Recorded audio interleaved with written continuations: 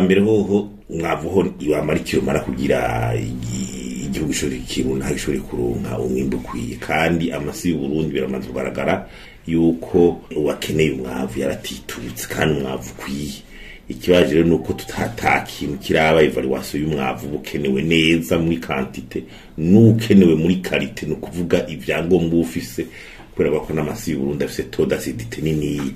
Ivyo rero ni ibintu usanga bikaragahaza. Kigira kabiri turetse yuko igihugu kiri mu ngwane z'ubutunzi ari byo y'amadovize n'ibindi, mugabo nibaza yuko ubushikiranganje bw'uburimyi n'ubworozi bwatwiza kwa ufise umugu canke abahinga baza barakurikirana neza ibijanye n'ingene ishirahamwe ifumbire bari kurirakorana na leta mu bijanye no gushiraho ifumbire ikwiye, bakamara ko bararaba izo ziti zizoba zihari bakazimenyesha kare uwo mugu gashobora gutanga raporo kandi hakiri kare.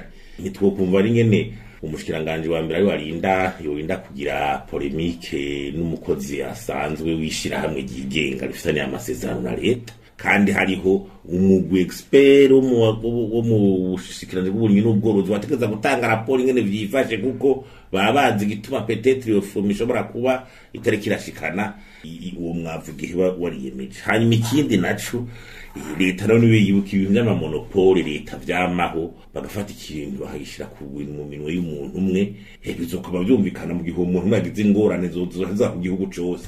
Ingene rero organiza byasanga ibintu by'ibyo byose digitoro canke ibyo byose byumvavuga sango nishira hamwe rimwe ribikora, haba harimo agahaze kaye na leta igomba kumva yuko mu bintu habe nibi ba diversify abagwiza abantu bashobora kubikoreramwo kugira umuntu aburi hasubire kuja ashobora kurongera n'ahandi. Leta rero ni ivyumvu gihagize monopole kandi tugwa turasemira monopole neza ngo byumvikane. Utusanga ari hamwe usanga ari abantu bafata tigyo shirame kanaka tugubide kubana leta kumbure kubera n'ushobora guha inyungu aba nabari. Hanyuma ikindi nuko uravye muri budget ya leta amafaranga ari muri ivyo bintu vyasuye umwavu uyu mwaka imiliyaridi amajana 256, twega abantu twaza kumva hano faranga hari hagera hafi miliyaridi amajana 3 yoba genda mu kintu ngo bijaye n'umwavu, mugabo umwimbu kama atawushaka kubera umwavu utakwiye. Harakwiye kuba enquête y'ukuramu kuva mu mwaka weze amafaranga bamatanga muri ivyo by'umwavu n'ingene wagiye urabura indizi zabaye bakarakwata bunyonyezi bwa bwarabibayemo, hanyuma abazoba barabigiye mugasanga barahanywe n'ahandi ho